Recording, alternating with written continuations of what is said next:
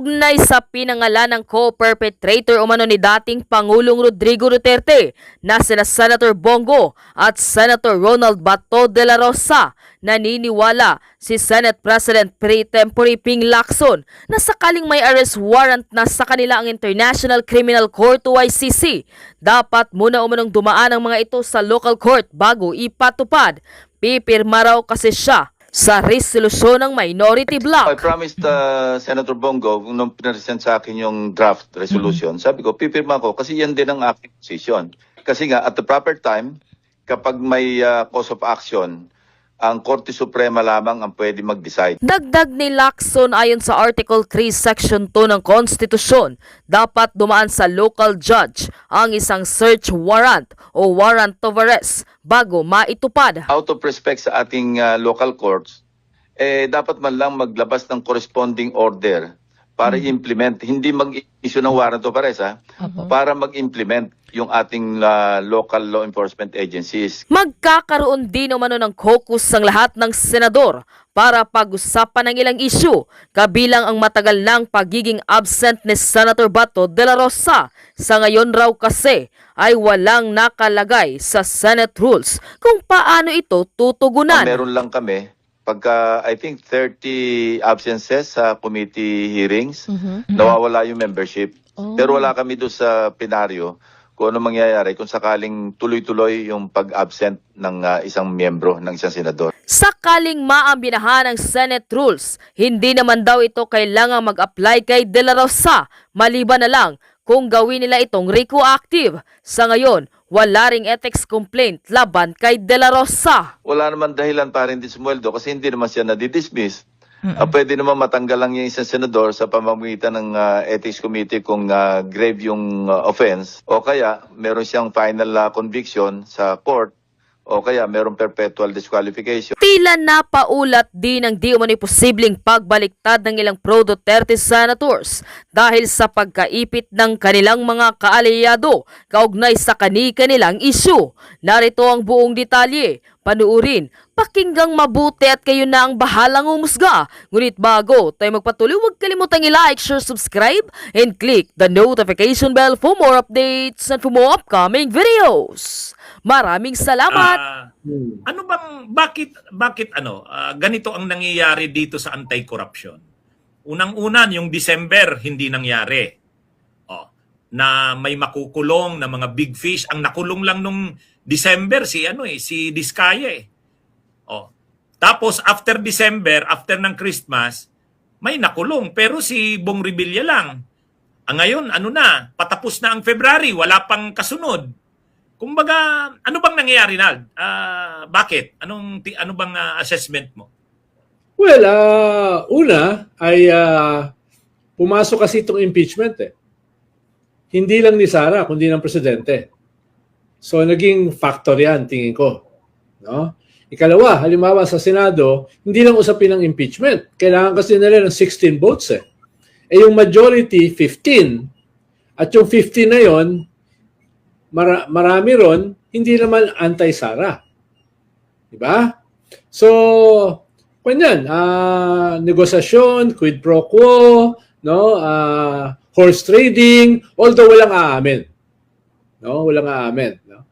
Tapos, to maintain the majority, mahalaga rin na katulad doon sa naplanong coup 2 weeks ago. 'Di ba? Although wala ring aamin na may kinalaman yung pag-soften ng gobyerno dito sa anti-corruption, lalo na sa mga senador, hindi mo masisisi yung mga tao na iisipin yon. Diba? Dahil una, ganghong-gangho ang gobyerno dito sa anti-corruption. Kahit isang congressman, wala namang nakasuhan at saka nakulong. So, what's happening? No? What's happening? No? Kayo na mismo nagsabi na sasampahan ng kaso. Ilan ba yun? 87? 87 ba yun? O 67? At marami ron, mga kongresista at saka senador. Ano nangyari doon? No? Ano nangyari doon? Sabi ni Lacson, contractor 67. Alam ko may listahan ng at least isang dosena ng mga kongresista. No? Tapos yung mga kinanta nila Yusek Bernardo, yung ikinanta ni Bryce Hernandez, yung ikinanta ni Alcantara, etc. Paano na, mahigit 5 yun. No? Mahigit 5 ng mga senador, present at saka ex-senators. Nasa na ngayon yun? Ba't tahimik na? Diba? Tapos wala ka na rin masyadong naririnig sa ombudsman.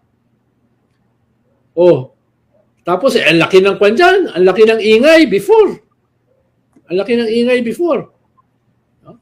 So, tingin ko ay dahil nakaramdam sila na safe na sila sa destabilization, dahil nakaramdam sila na baka itong kakasuhan nila ay lalong mahati yung administrasyon dahil may impeachment na nakasalang at kailangan nila yung boto nito mga ito. Diba? So, yung ganun ba, yun yung mga variables na walang aamin. Walang aamin.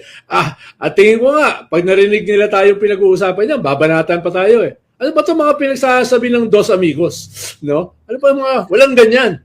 Diba? Pero alam naman natin, we weren't born yesterday, attorney. Diba? Alam naman natin, in the real world, nangyayari at mangyayari yan. O kaya nga kanina pinapanood ko yung interview kay kay Alan Herman, kasamahan mo sa 4 Alas. Pinapanood ko interview ni Karen Davila, pati si Karen Davila nabigla. Sabi ni political strategist Alan Herman, mayroong mga speculations na may mga nangyayaring pakikipag-usap sa mga pro-Duterte senators o mga senators na allies ng Duterte regarding sa pag-convict kay Sara. Sabi ko inelaborate niya naman, sabi niya, kaya nga nabigla din si Karen Davila. Ano bang mo Donald? Anong masasabi mo doon? Alin doon, attorney? Yung sinabi ni Alan. Ni Alan, marami siyang sinabi. Marami siyang sinabi. Yun doon. Yung tungkol nga sa mayroong speculations na may mga senators na sa majority na wino-work out na makuha ang support ng ng ilang pro-Duterte senators para sa impeachment ni Sara. Hindi kagulat-gulat 'yon. No? Dahil una, kahit yung majority ay manipis. Dahil alam mo naman, at least yung majority, meron dong Cayetano, meron dong Ejercito, meron dong 2 bilyar, no? Meron dong Mig Subiri, meron dong Loren Legarda. So at least 6 doon. Hindi yung ganun kasolido. 'Di ba? So lalo na pagpasok ng impeachment. Kaya hindi ako magugulat na 2 stages 'yan. Una, i-consolidate mo yung majority. Ikalawa, ay dagdagan mo galing sa minority. Bakit ba sasama yung minority sa majority para sa impeachment? Paano ba sila makakakuha ng 16 votes? Diba? So, syempre, meron niyang quid pro quo. Hindi naman yan dahil sa prinsipyo eh. Diba? Maniniwala ka ba na dahil sa prinsipyo, yan ay makukuha mo? Dahil sa vision? No? Dahil sa ideology? Of course not. No? What's in it for them? No? At para makasigurado, ay kailangan ma-consolidate yung majority, yung 15, kasama pa sa 15 si Pia Cayetano, na hindi bumoto do sa resolution ng majority. Di ba? So, kailangan makasigurado yung majority na ma-consolidate nila sila, at makakuha ng mga 3 galing sa minority. Sino ba yung vulnerable sa minority para makuha nila? Siyempre, may mga kaso. Again, walang aamin yan. Pero ang malinaw ngayon, napakatahimik ni Cheese, napakatahimik ni Jinggoy, Kahit si Joel na dating ang ingay-ingay, biglang tahimik, Diba? Saka, siyempre, alam naman nilang napakaseryoso ng problemang kinakaharap nila. Alam nga namang papabayaan na lang yan nila Cheese at sa kanila Jinggoy na makulong. Ano, kung matuloy na makasuhan sila, non-bailable yun. Oh. Di ba? Kaya siguro Nald, ang sama-sama ng loob ni Bong Revilla. Bakit ako lang? Ba't siya lamang ang nakasuhan ng non-bailable? Paano yung iba? Kaya para pero ano bang tingin mo dito sa anti-corruption? So may makukulong pa ba na mga Balancing act yan sa gobyerno. Dahil kung hindi, wala naman sila ipapakulong, sasabog sa mukha nila yan. No? Magagalit yung mga puwersa na gustong i-resolve ito within the constitutional order, within the constitutional framework. Diba? Kaya kung hindi wala silang maipapakulong, ay yung kanilang approval rating ay magpapatuloy na mag-plummet. Magpapatuloy na bumagsak at delikado na mag-free fall. At kung mag-free fall yan, posible silang maging early lame duck. No? At yung kanilang endorsement power sa 2028 ay mawawala. At baka negative pa, kaya iiwasan sila. No, iiwasan sila kahit ng mga kailangan yung kanilang suporta. Dahil in the balance sheet magiging negative yung kanilang suporta. No, ayaw na yung ma-identify diyan dahil makakabawas pa sa amin yan sa 2028. Di ba? Kung sobrang bagsak yung kanilang approval rating. Kaya yun naman ang problema nila. So may expect pa rin tayong may makukulong pa nitong susunod na mga araw. Tingin na ko, mga big fish. baka hindi susunod ng mga araw, baka susunod ng mga linggo. No?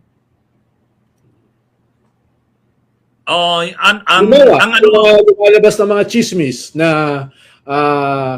sabi ni Libiste, no? Sabi ni Tinio, no? Sabi ni Ega Erice, may nakita silang mga pictures ng mga negosasyon between Bersamin and the president na ini-implicate daw yung presidente dito sa mga deals related sa corruption. Kanino manggagaling yun? Diba? Ang pinagsuspetsahan si Adrian Bersamin. No? Ngayon, kung manggagaling yan kay Adrian Bersamin, ang negosasyon dyan, wag mo kami kasuhan. No? Kung kakasuhan mo kami, bakit hindi pinapatawag? Bakit hindi pinapatawag sa Senate Blue Ribbon Committee si Bersamin? Di ba last time ang umattend lang si Traigib Ulaybar saka si Maynard Ngo. Saka si Bunuan. Wala si Bersamin. Well, alam mo na siguro, attorney, kung anong sagot sa tanong mo.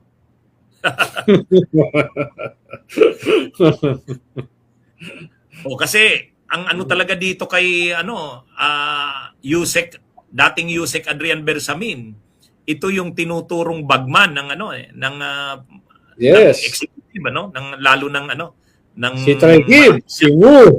Ano na nangyari kay Traigib? Ano na nangyari kay Ngu? Di ba? Bakit itong mga testigo ginawa pang state witness? Kung yung kanilang testimony hindi naman pala gagamitin. Diba? What was that about? At saka pero tingnan mo si Bunuan, admin yan. Pero inimbestigahan. At pero si Bunuan hindi naman kasama sa botohan sa Senado eh. Kaya nga matindi tong sa atin eh. Ang laman ng mga usap-usapan ngayong araw talagang tungkol dito sa paglabas na ng mga pangalan nila Bato. Pangalan nila Bato, nila Bongo, Aguirre, si Lapinya, walo yung pinangalanan ngayon. Kaya lahat ng mga balita ngayon tungkol doon. Parang nakikinikinita ko, di magtatagal, magre-reunion na ang tatlo Si Duterte, si Bato at si Bongo. Siguro sa parte rin ni Duterte, kung hindi naman pagbibigyan ang kanyang interim release, lahat ng ginawa ni Kaufman, unfit to stand trial, kadidesisyon lang ng pre-trial chamber, denied na naman yung appeal niya. Wala. Talagang si Duterte hindi pinagbibigyan ng pre-trial chamber na makalaya kung ano-ano nang ginamit ni Kaufman na rason eh.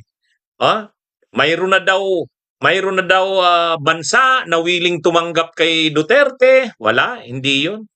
May resolusyon na yung Senado ng Pilipinas. Wala rin 'yun. Tapos may mga rally-rally pa yung mga Duterte supporters doon sa The Hague, sa ICC. Wala rin 'yun. Kaya siguro sa parte ni Duterte, nakikita niya na mukhang doon na siya doon na siya talaga matatagalan talaga siya doon. Baka ang problema siyempre ang edad ni Duterte 80 na eh. Kung life imprisonment ang parusa sa kanya, o di mahaba-haba 'yon. Saka grabe na rin ang sakit ni Duterte. Alam naman natin, grabe may mga sakit na yan si Duterte. So, itong si Bato, saka si Bongo, si Bato sabi niya, kung kailangan daw na samahan niya si Duterte sa ICC, masaya daw siya na samahan ang kanyang iniidolo. Kaya lang nung napabalita na lalabas ang arrest warrant, nagtago. Akala ko ba gusto niya ring samahan na si Digong doon sa ICC? Pero problema, balita pa lang na mayroong warrant of arrest, nagtago na. Ibig sabihin nun, ayaw mong samahan si Duterte doon. Si Bongo naman, ayaw magsalita tungkol sa issue na yan. Ayaw magsalita. Hi, Kabunyog Fidel Briones, kumusta kayo dyan sa Milan, Italy? Ayaw ni Bonggong magsalita tungkol sa issue na yan. Kasi laging ang sinasabi kasi ni Bongo, hindi naman ako co-perpetrator diyan. Ang trabaho ko kay Duterte ay alalay niya lang, assistant to the president. Special assistant. Laging ganun ang ini-insist ni Bongo. Si Bato naman, hindi siya makapagsasabing alalay lang siya ni Duterte kasi siya yung chief ng PNP. Siya yung nagpatupad talaga ng tukhang, ng double barrel, lahat ng Pero ngayon, ang problema, hindi naman uubra yung palusot na yan ni Bongo kasi may mga testigo laban sa kanya. Nandun sila Garma. Ano yan mga kabunyog? Ngayon na naman, mayroon na namang statement si Bongo. Hindi daw siya co-perpetrator. Sige, idepensa mo yan doon. Gawin mong defense yan doon. Pero kulong ka muna sa ICC. Ang problema, anong gagawin niya? Kaya ang mangyari dito, si Bato nagtatago na. Si Bato nagtatago na. Ewan ko dito kay Bongo kung magtatago rin ito. May statement na si Leila de Lima. Sabi ni Leila de Lima, yan na kasi yung sinasabi namin sa inyo noon pa. Darating din ang panahon na ito. Di ba? Yun. Nabasa nyo yung statement ni Leila de Lima? Napanood nyo yon? Sabi niya, sumikip ang mundo nila. Ibig sabihin ni Bato, ni Bongo. Noon pa kasi niya, sinabi na namin sa inyo, pagbabayaran nyo ito, yan, dumating na. Dumating na ang panahon na ito. Yan. Mga kabunyog, mga kababayan. Kahit anong sabi pa ni Bato, ni Bongo, nalilito ako dito sa dalawang ito eh. Nabasa ko yung comment ni Bongo. Ang comment ni Bongo, wala daw siyang kinalaman sa lahat ng yan. Sabi ni Bongo, let me be clear. At no time did I have any involvement in, knowledge of, or authority over these allegations. Sige, idepinsa mo yan doon, Bongo. Idepinsa mo yan doon. Kaya, yan? Ang problema, payag ka ba, Bongo, na yung depensa mo na yan, pupunta ka doon sa dahig, sasagutin mo yan. Ipakita mo doon na wala kang Noong si Leila de Lima ginaganyan ninyo. Si Leila de Lima talagang sinagot. Hinarap ang lahat ng ginawa ninyo. O, sa bandang huli, napatunayan na si Leila de Lima wala. Ha? Wala talaga. Ikaw, Bongo, ang hirap no. Nandun na si Garma, nauna na sa'yo. O, ang mahirap kay Bongo, nandun na si Garma, ready na, nauna na sa kanya. Ha? O, di ba? Mga kabunyog, mga kababayan. Yan yung problema ni Bongo eh. Anong gagawin niya? Kahit naman si Duterte, ano ang depensa ni Duterte? Di ba ang depensa ni Duterte? Ginawa ko ito para sa kinabukasan ng mga kabataan. Ginawa ko ito para sa bayan. O, ano naman ang sabi ni Bongo? Go ahead! O, talagang papanindigan namin, tama lang ang ginawa namin sa Pilipinas. O, di sige. Lahat ng depensa nyo, ni Duterte, si Bongo, si Bato, lahat yun. Ano ang depensa ni Duterte? Siya talaga daw, ginawa daw talaga yun ni Duterte. Di ba, sabi niya, nung nag-appear siya sa kamera doon sa Quadcom, mayabang pa si Duterte doon. Mayabang. O, anong sabi ni Duterte? Tanggap ko na. Ako ang lahat ng may niyan. In-order ko talaga yan. Kasi gusto kong iligtas ang kabataan ng bayang ito. O, di ba? Si Bongo naman, anong sabi niya? Yes! Ginawa talaga namin yan. Papanindigan namin yan. Para sa bayan, ginawa namin yan. Si Bongo naman, ang sinasabi niya naman na depensa, hindi naman ako involved dyan. Kasi ang role ko sa presidente is special assistant to the president. Wala akong kinalaman. O di, sige, harapin nyo yan, mga kaso ninyo, at idepensa nyo ang mga sarili nyo. Ang problema, ayaw ni Bato nagtatago na nga eh. Iwan ko si Bongo. Ha? Ngayon, sabi ni Leila de Lima, ang sabi ni Leila de Lima, sabi ni Leila de Lima, time and again, we warned these people, even from prison, that this day will come. Like Duterte, they did not listen. Mayayabang pa sila. O, tama si Leila de Lima. Tama si Leila de Lima. Winarningan na sila noon. Sa bagay, sa totoo lang, masyado silang naging kumpiyansa. Kumbaga, totoo naman, medyo malayo pa, pinaghandaan din naman nila. Pinaghandaan din naman nila. Anong ginawa nila? One. Ang nagpatupad ng lahat ng operations trusted ni Duterte. Yun ang unang ginawa ni Duterte. Lahat ng nag-implement ng operation trusted ni Duterte. Ano ang basis niya ng tiwala niya? Kilala niya. Mga tao na nag-operate sa Davao, yun ang ginawa ni Duterte. Si Bato de la Rosa, ginawa niyang chief PNP. Ikaw, Bato, ang magpatupad. Hindi siya tatraidorin ni Bato. Si Lapinya, ginawa niyang PIDEA, si Isidro Lapinya. Galing din niyang Davao. Si Vicente Danao, siya rin ang nagpatupad. Tao rin niya yan sa Davao. Si Kaskulan, finance, yan ng Davao Regional Office ng PNP. Lahat talaga Davao. Lahat Davao.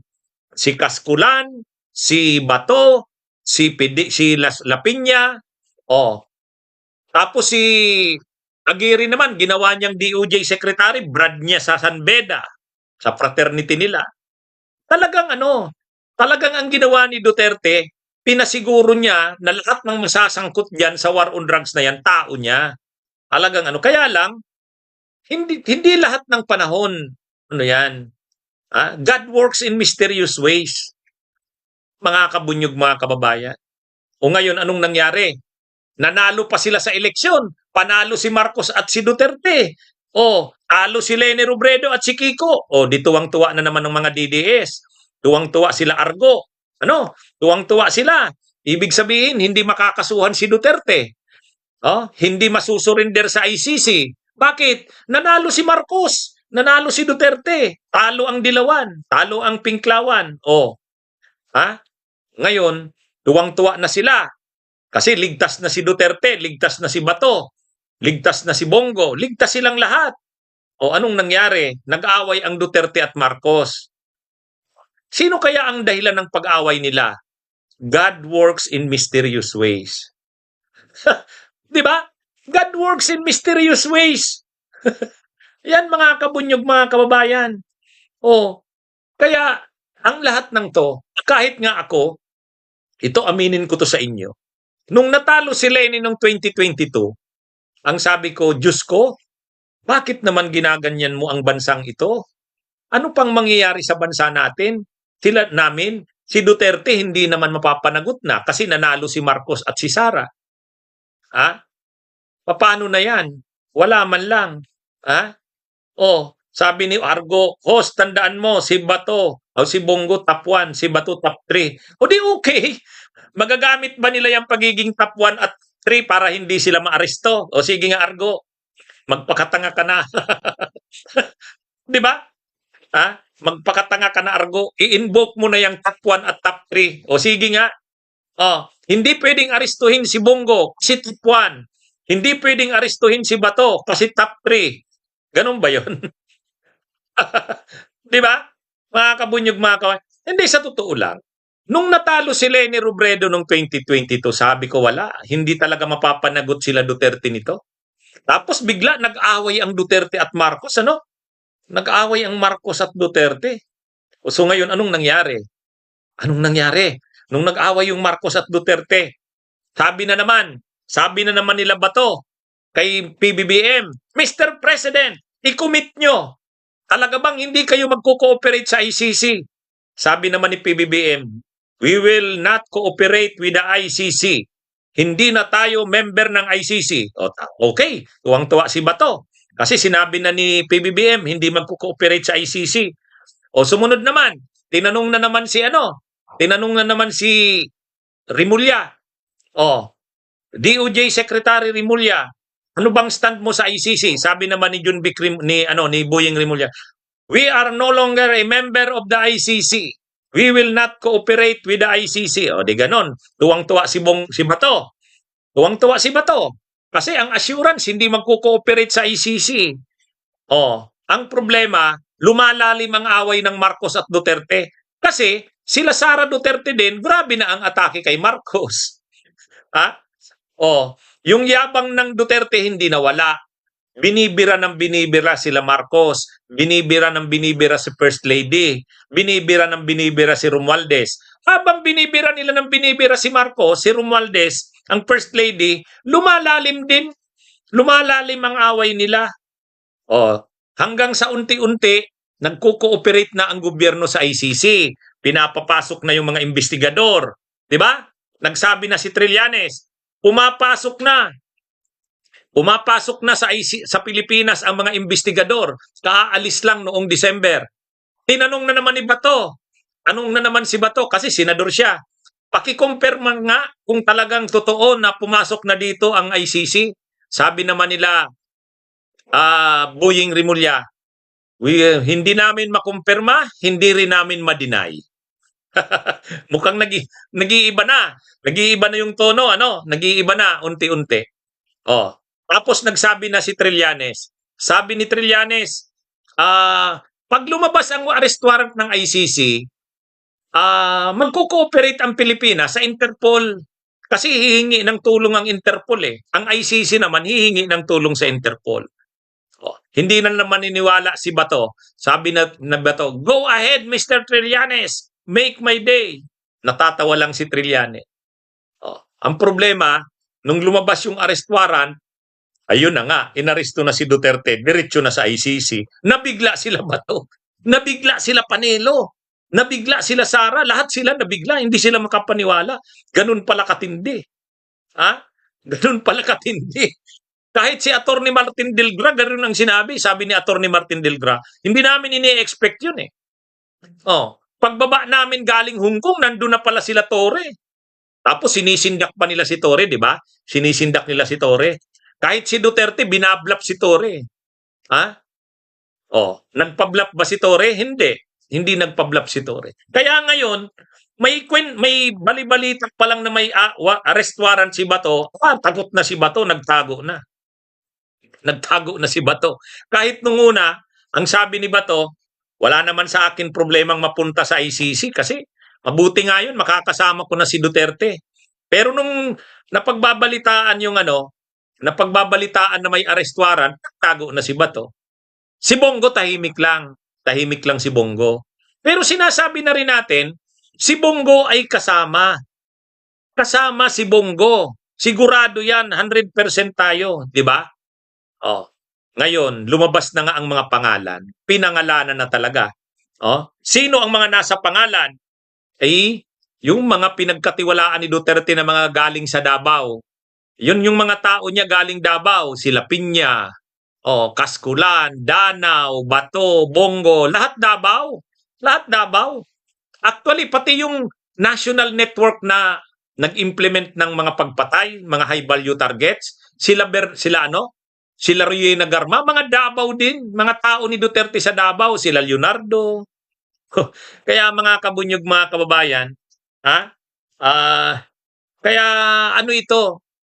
Ngayon, si Duterte, si Bato at Bongo, malamang magre-reunion na ang mga ito eh. Si Duterte siguro naiisip niya, hindi na rin lang ako makakalabas dito. Pag dumating, sana makarating na dito si Bato at si Bongo.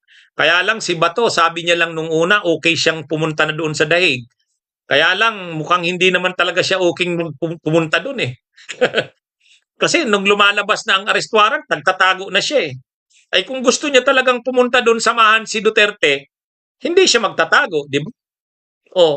Si Bongo, naiiyak din si Bongo, namimiss niya na raw si Duterte. Pero kung totoo nilang namimiss sila si Duterte, okay sa kanila na arestuhin sila, dalhin na doon. Parang samahan na nila si Digong doon. Total, hindi naman nag-grant yung interim release. Hindi rin naman nag-grant yung di ba? Wala namang nag-grant sa mga motion ni Kaufman eh. Interim release, wala. Unfit to stand trial, wala. Wala, di ba? Anyway, mga kabunyog, mga kababayan, ito yung dito, masaklap dito. Sa bagay, sa isang banda rin, malaki naman ang utang na loob ni Bongo sa kani Bato kay Duterte. Sa totoo lang. Sa totoo lang. Bakit? Bakit? Sino ba naman si Bato? Magiging senador, chief PNP ba yan kung hindi dahil kay Duterte? Magiging senador ba yan kung hindi dahil kay Duterte? Wala. Naging senador yan, naging chief PNP yan, naging senador yan dahil kay Duterte. Si Bongo, sino ba naman si Bongo? Super alalay ni Duterte. Pero nung naging presidente si Duterte, napakaraming proyekto ang binigay kila Bongo sa pamilya niya. Kaya maraming pera si Bongo. Lahat ng mga corruptions, sangkot si Bongo. Sinama ni Duterte, Parmali, yung mga overpriced laptops, lahat ng mga malalaking korupsyon, kasama si Bongo diyan.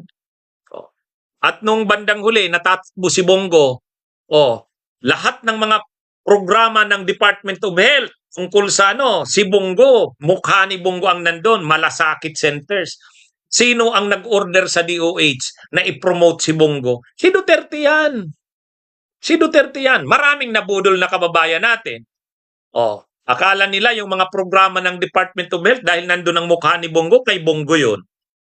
Bakit nagawa ni Bongo yun? Ay, little president ka eh. Ikaw yung special assistant to the president, SAP. Kaya, kumbaga, si Bongo at saka si Bato, naging mga senador dahil kay Duterte. Kaya lang, kapalit naman ng lahat ng yan, kung ano sila ngayon, si Duterte ang dahilan yan. Kung ano't makukulong sila ngayon, si Duterte rin ang dahilan yan. Diba? Nakuha niyo mga kabunyog, mga kababayan? Kung ano si Bato ngayon at si Bongo, si Duterte ang dahilan niyan. Hindi sila magiging senador kung hindi dahil kay Duterte. Ang problema, hindi rin sila malalagay doon sa co-perpetrators ng ICC, hindi rin sila malalagay doon sa kakasuhan ng ICC kung hindi dahil kay Duterte. Yun ang kapalit naman. Kaya yan mga kabunyog, mga kababayan eh. Ang buhay ay weather-weather lang. Wala nga naman ang lahat lang nilang nakuha kay Duterte, pakinabang. Di ba? Hindi naman lahat ng nakuha nila kay Duterte, pakinabang. Ito naman ngayon ang part ng hirap at pagdurusa. Nakukuha rin nila ito ngayon dahil din kay Duterte. Di ba? Di ba? Mga kabunyog, mga kababayan? Hindi, sa totoo lang. Hindi, ako real talk ako. Sa tingin nyo, magiging senador ba si Bato at si Bongo kung hindi dahil kay Duterte? Sus naman, di ba? Oo. Pero, hindi naman lahat ng nakuha nila kay Duterte ay ginhawa. Ha? Hindi naman lahat ng nakuha nila kay Duterte ay kasikatan, posisyon sa gobyerno. Hindi lahat yon. Ngayon naman, ang makukuha nila kay Duterte, hirap naman at pagdurusa. Bakit nagtatago ngayon Bakit nagtatago ngayon si Bato? Dahil kay Duterte. Sinunod niya yung lahat ng order ni Duterte.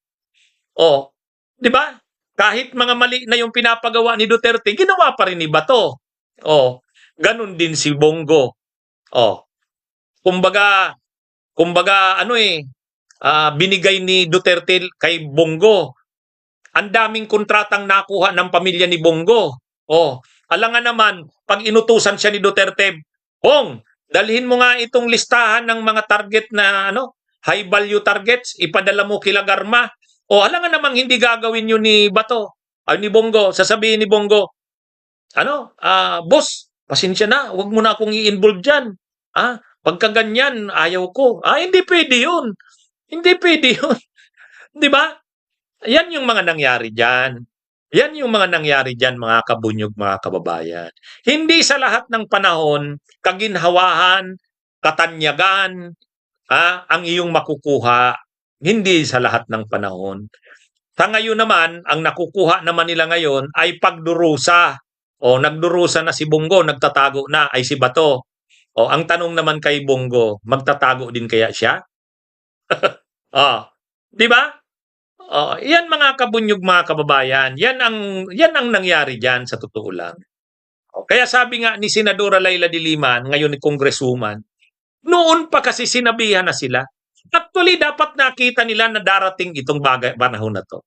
Kaya lang masyado silang nagtiwala Masyado silang nagtiwala. Una, umalis na sila sa ICC noong 2019 o 2018. O akala nila, wala nang magagawa ang ICC, hindi naman tayo member na niyan wala na. Advice naman yun ni Panelo, advice ni Media Aldia. Akala nila, dahil hindi na tayo member ng ICC, wala na. Pangalawa, eleksyon ng 2022, nanalo ang Marcos Duterte. Wala. Hindi si Leni ang nanalo. Ligtas tayo, ligtas. Ang problema, nag-away ang Duterte at Marcos. Yan. God works in mysterious ways. Di ba? Tapos, nanalo na naman si Bato at si Bongo noong 2025 election. Sabi nga ni Argo, number 1 si Bongo, number 3 ba si Bato? Tuwang-tuwa sila. Kaya lang, hindi naman ibig sabihin na nag-number 1 ka, nag-number 3 ka sa Senado, pag lumabas ang arrest warrant, hindi ka maaaresto. Di ba? Hindi yan. Tapos may impeachment na naman si Sara. Naligtasan na naman nila. Kakampi nila yung Korte Suprema. Kakampi pa nila si Chis Escudero. Tuwang-tuwa na naman sila. Tuwang-tuwa. Ang problema, napalitan na naman si Chis Escudero. Minority na naman sila sa Senado. Tapos ngayon, bigla itong mga balitang ito na kasama sila sa pinangalanan. Ayan na. Ito na yung panahon. Di ba? Mga kabunyog, mga kababayan, ito na yung panahon. Talagang God works in mysterious ways. Yung sinasabi ko sa inyo noong 2022 na nung natalo si Leni Robredo, sabi ko, Diyos ko, bakit naman ganito ang nangyayari sa bansa namin? Paano pa mapapanagot ang mga Duterte? Panalo ang Marcos at si Sara Duterte. Pero yung pala, may ibang plano ang Diyos. May ibang plano pala ang Diyos, mga kabunyog. Kaya isang lesson dito, magtiwala tayo sa Diyos. Magtiwala tayo. Mga kabunyog, mga kababayan. God works in mysterious ways. Okay? Okay, mga kabunyog, mga kababayan? Magandang araw sa inyong lahat. Mabuhay po tayo.